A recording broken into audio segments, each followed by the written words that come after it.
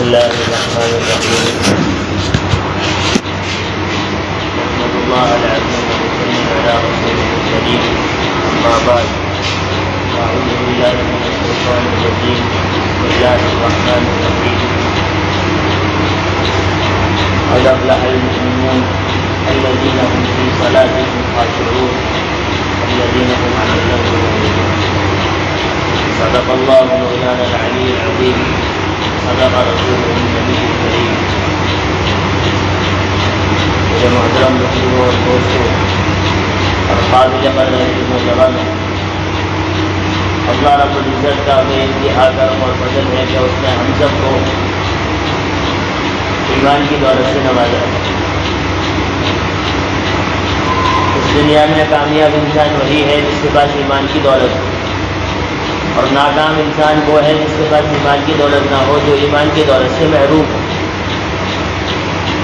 جس کے پاس ایمان ہوگا وہ اس دنیا میں بھی کامیاب ہے اور مرنے کے بعد آخرت میں بھی کامیاب ہوگا، اور جس کے پاس ایمان نہیں ہے وہ دنیا میں بھی ناکام ہوگا، مرنے کے بعد آخرت میں بھی ناکام رہے گا۔ اس لیے ایمان، ہمارے پاس ایمان ہے، اس پر ہمیں اللہ کا شکر ادا کرتے رہنا چاہیے کہ اللہ نے ہمیں اتنی بڑی دولت سے، اتنی بڑی نعمت سے نوازا ہے کہ اس کا ہمیں اندازہ بھی نہیں لگا سکتے۔ اور جب سے ہم پیدا ہوئے ہیں اور جب تک ہم قبر میں جائیں گے، جب تک یہ دنیا زندہ ہے، جب تک یہ دنیا باقی ہے، اللہ تعالیٰ اس کائنات کے نظام کو ایسے ہی چلاتا رہے گا جس طریقے سے چلا رہا ہے۔ اگر دنیا کے سارے مسلمان اور سارے انسان مر جائیں، ایک بھی اگر انسان بچے گا تو جب تک یہ دنیا کا نظام یوں ہی چلتا رہے گا۔ وقت پر صبح ہوگا، وقت پر شام ہوگی، وقت پر دن نکلے گا، اس طریقے سے سورج نکلتا رہے گا، چاند نکلتا رہے گا، یعنی دنیا کا نظام اسی طریقے سے چلتا رہے گا کہ جس طریقے سے آج چل رہا ہے۔ ایسا نہیں ہے کہ جب یہ دنیا کی سب انسان مر جائیں، اس دنیا سے ختم ہو جائے، کوئی ایک بھی باقی نہ رہے۔ اس دنیا میں رہنے والی چیز تو کوئی بھی نہیں۔ اس کو قرآن نے کہا کل نفس ذائقۃ الموت، کہ ہر جاندار کو موت کا مزہ چکھنا ہے۔ اور باقی رہنے والی چیز کیا ہے؟ کیا چیز باقی رہے گی؟ قرآن میں اللہ نے خود کہا کل من علیہا فان ویبقى وجہ ربک ذو الجلال والاکرام، کہ ہر چیز فنا ہونے والی ہے، ہر چیز ختم ہونے والی ہے، کوئی بھی چیز باقی رہنے والی نہیں ہے۔ اور باقی رہنے والی چیز کیا ہے؟ صرف اور صرف اللہ رب العزت کی ذات ہے جو اس دنیا میں باقی رہے گی۔ یعنی اس دن موت کو بھی موت دے دی جائے گی اور تمام جانداروں کو موت کا مزہ چکھنا پڑے گا، تمام جانداروں کو موت دے دی جائے گی۔ اس کے بعد صرف اور صرف کس کی ذات باقی رہے گی؟ اللہ کی ذات باقی رہے گی۔ اس کے علاوہ کوئی چیز، کوئی بھی جاندار باقی نہیں رہے گا۔ اس پوری دنیا کو مٹی میں ملا دیا جائے گا، خاک میں ملا دیا جائے گا۔ لیکن آج ہم لوگ اس دنیا کے چکر میں، اس دنیا کے پیچھے اس طریقے سے پڑے ہیں کہ جیسا کہ ہمیں اس دنیا سے جانا ہی نہیں، جیسا کہ ہمیں ہمیشہ اس دنیا میں رہنا ہے، اس کے علاوہ ہمارے پاس کوئی اور دنیا نہیں۔ میرے عزیزوں، یہ تو فانی دنیا ہے، یہ فنا ہونے والی دنیا ہے۔ اس کے بعد جو اصل زندگی ہے، اصل جو جینے کی جگہ ہے، وہ کل قیامت کے دن، حشر کا دن ہوگا، میدان محشر کا دن ہوگا۔ اس وقت ہم سے ہمارے اعمالوں کے بارے میں سوال کیا جائے گا کہ ہم نے تمہیں دنیا میں بھیجا تھا، تم نے دنیا میں اپنی زندگی میں کیا کیا؟ تم نے وہ سارے کام کیوں نہ کیے جس سے میرا اللہ راضی ہو جاتا، جس سے میں راضی ہو جاتا؟ تم نے وہ کام کیوں نہ کیے میرے حبیب کی سنت، یعنی تم نے وہ سارے کام چھوڑے جس سے میرا حبیب خوش ہوتا، جس سے میرا حبیب خوش ہوتا، جس سے میرا محبوب خوش ہوتا، اور تم نے سارے وہ کام چھوڑے جس سے میں راضی ہوتا۔ میرے عزیزوں، ہم اللہ کو ناراض کرتے اس دنیا میں زندگی گزار رہے ہیں تو کوئی فائدہ اس دنیا میں ہمارے جینے کا نہیں، کہ جیسے آئے تھے ویسے کے ویسے چلے جانا ہے۔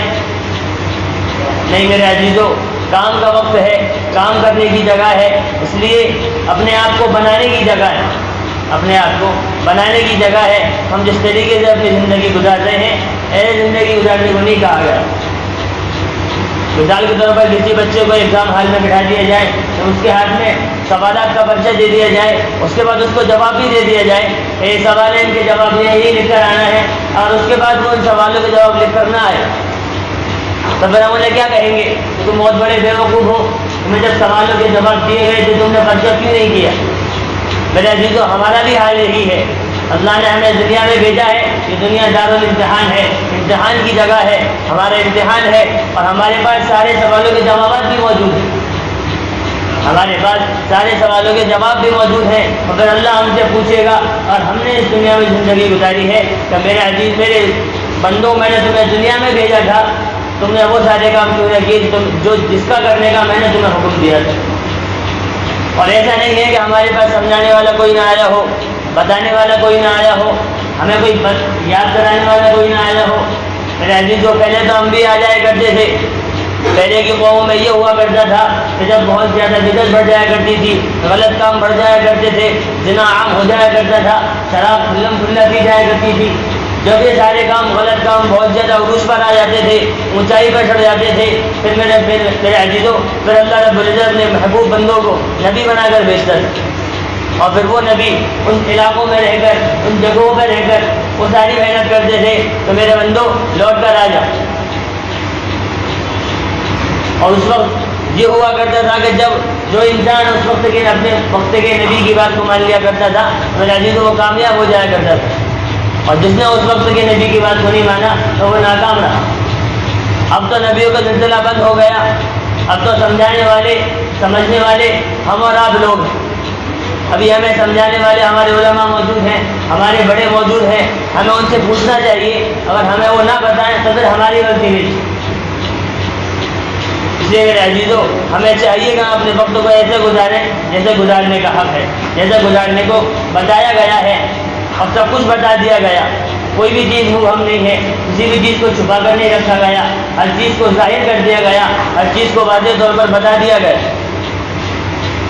اس لیے میرے عزیزوں، کہ جس طریقے سے ہم رمضان میں اس طریقے سے مسلمان بنتے ہیں کہ باقی رکھتے ہیں کہ مسلمان ابھی دنیا میں موجود ہے، اسی طریقے سے ہمیں 12 مہینے ایسا ہونا چاہیے کہ 12 مہینے لگے، پوری سال لگے کہ دنیا میں مسلمان موجود، جو رمضان کے علاوہ رمضان آتے ہیں تو ہم لوگ ایسا لگتے ہیں کہ واقعی دنیا میں مسلمان ابھی موجود ہے، دنیا میں مسلمان باقی ہے، غیر لوگ دیکھیں کہ واقعی اس میں مسلمان ابھی باقی ہیں۔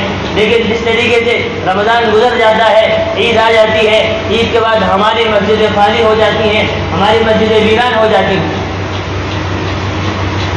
جو سارے کام رمضانوں میں کیا کرتے تھے، جن غلط کاموں سے ہم رمضانوں میں بچتے تھے، ان غلط کاموں سے بچنا میرے عزیزوں رمضان کے علاوہ بھی ضروری ہے۔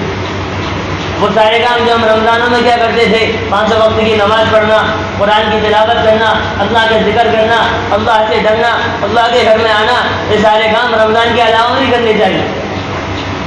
اس طریقے سے رمضان میں ضروری ہے، رمضان کے علاوہ بھی ضروری ہے۔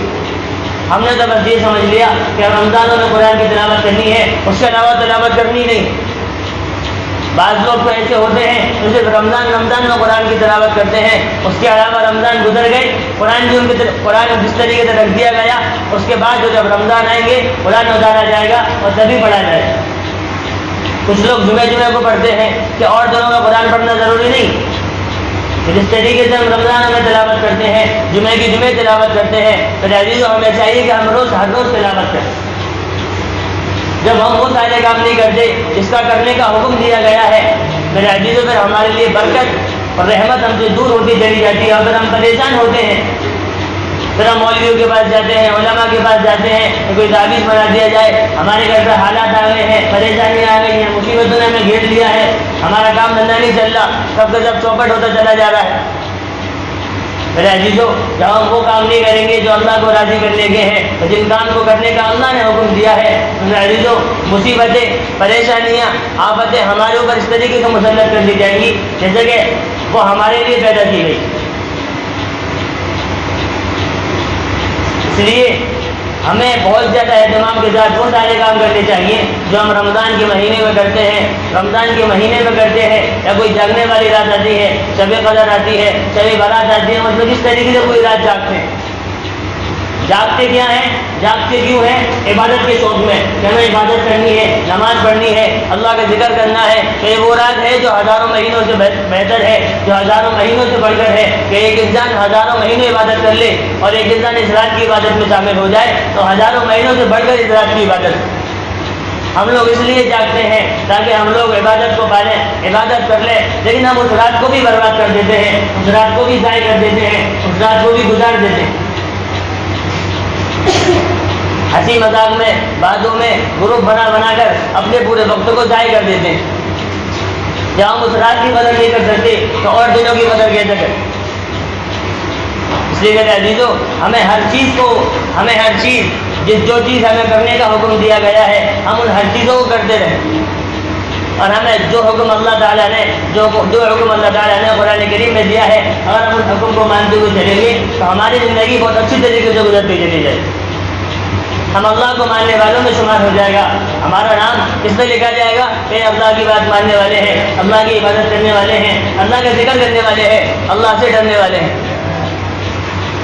اور جب ہم ان سب چیزوں سے دور رہیں گے تو پھر ہمارا نام کس چیز پہ لکھا جائے گا, ہمارا نام کس لسٹ میں آئے گا کہ یہ وہ ہیں جو اللہ کی نافرمانی کرنے والے, یہ وہ ہیں جو اس رب کی نافرمانی کرتے ہیں جس نے اس پوری دنیا کو بنایا, جس نے اس پوری کائنات کو بنایا, جس نے پورے انسانوں کو بنایا, ایسی چیزیں بنائی جس کے بارے میں ہم تصور بھی نہیں کر سکتے, اس کے بارے میں ہمارا دل و دماغ سوچ بھی نہیں سکتا کہ ہم نے یہ چیز کبھی دیکھ نہیں سکتے تھے کہ ہم نے یہ چیز دیکھی ہے, کتنی عجیب چیز بنی.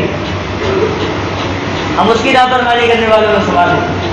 اور پھر اس کا حساب ہمیں کب دینا پڑے گا؟ مصیبتیں دنیا میں بھی آئیں گی اور پھر اصل مصیبت کہاں آئے گی؟ کل قیامت کے دن ہمیں جہنم میں ڈال دیا جائے گا, دوزخ میں ڈال دیا جائے گا. اس وقت ہم کیا کریں گے؟